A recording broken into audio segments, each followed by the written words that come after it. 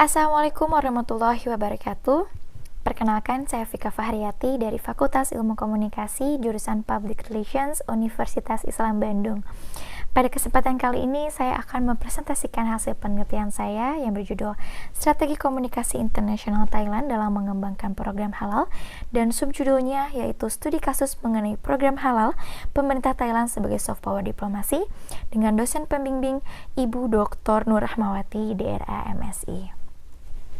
Lalu konteks penelitian di sini ada data dari GMTI 2019 atau Global Muslim Travel Index yang menunjukkan Thailand sebagai peringkat ke-18 dari 130 negara di seluruh dunia dan menjadi peringkat kedua di antara negara-negara non-muslim nih ada seluruh dunia.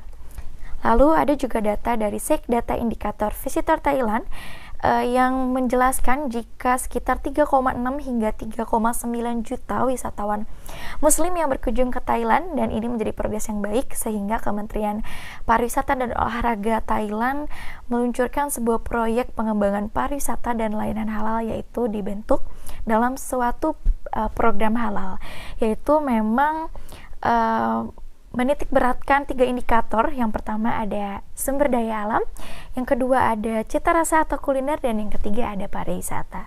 Lalu juga program hal tersebut memang dimanfaatkan sebagai kekuatan atau yang disebut soft power diplomasi dalam menjalani sebuah kepentingan negara Thailand. Dan ternyata peneliti tertarik untuk mendalami bagaimana strategi komunikasi internasional pemerintah Thailand dalam mengembangkan program halal sebagai soft power diplomasi. Lalu ada tujuan penelitiannya ada 4. Pertama, untuk menganalisis dari proses komunikasi internasional dalam pengembangan halal sebagai soft power. Ada juga menganalisis strategi soft power melalui program halal di negara Thailand. Lalu juga untuk mengetahui pihak mana saja yang berkolaborasi dalam mengembangkan program halal di Thailand. Dan yang terakhir, untuk menganalisis hambatan soft power dalam mengembangkan program halal. Lalu juga ada, ini adalah kerangka pemikiran saya. Pertama di sini memang menjawab dari judul penelitian saya, dan saya memakai 2 teori di sini. Pertama, teorinya dari konsep dan perencanaan komunikasi menurut Philip, dan juga teori soft power diplomasi. Lalu nanti akan menjawab pertanyaan penelitian saya, dan nantinya akan menghasilkan model yang nanti kita akan bahas di pembahasan. Dan metode penelitian saya memakai kualitatif, studi kasus, dan konstruktivisme. Narasumber pertama saya di sini ada dari Halal Departemen dan Halal Konsultan Center Islamic Council of Thailand, yaitu Mr. Mani Tongsang, dan ini adalah narasumber pertama. Yang kedua dari Halal Science Center Universitas Chulalongkorn, ini adalah Pak Sofian yang memang mewakili Profesor Vina Dahlan sebagai Direktur Halal Science Center Universitas Chulalongkorn, dan juga ada dari KBRI, yaitu dari Fungsi Penerangan Sosial dan Budaya, yaitu Ibu Nur Rahma dan Ibu Dewi di sini selaku fungsi dari ekonomi. Dan terakhir ada mahasiswa Universitas Thammasat, 2 orang, 1 perempuan dan 1 laki-laki.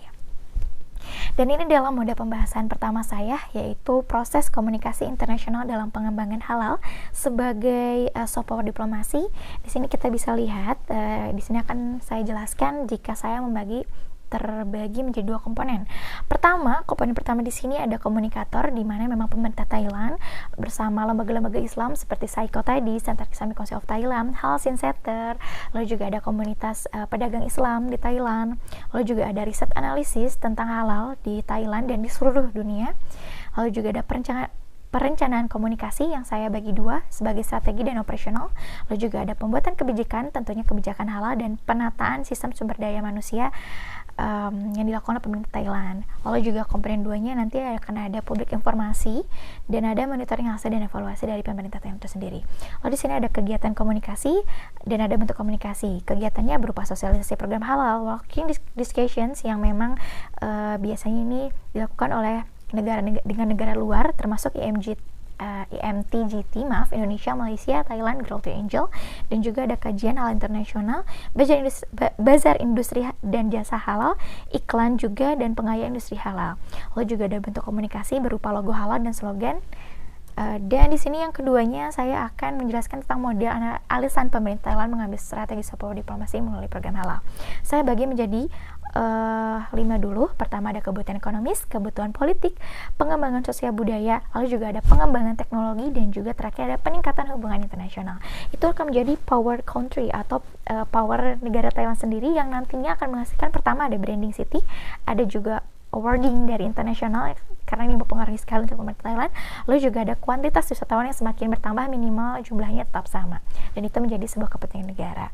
Dan ini adalah pihak-pihak yang berkolaborasi dengan Thailand dalam mengembangkan program halal. Saya bagi menjadi 2 kategori, ada nasional dan ada internasional. Lalu juga cara koordinasinya melalui diplomasi, ekonomi salesman, ekonomi networking and advocacy, dan pemerannya adalah diplomat. Nanti untuk follow up-nya memakai meeting dengan orang yang bersangkutan. Dan di sini ada hambatannya saya bagi menjadi 4. Hambatan soft power diplomasi dan pengembangan program halal, lalu juga ada hambatan bahasa, ada juga hambatan komunikasi dan hambatan media. Oke, terima kasih hasil presentasi penelitian saya, semoga bermanfaat. Wassalamualaikum warahmatullahi wabarakatuh.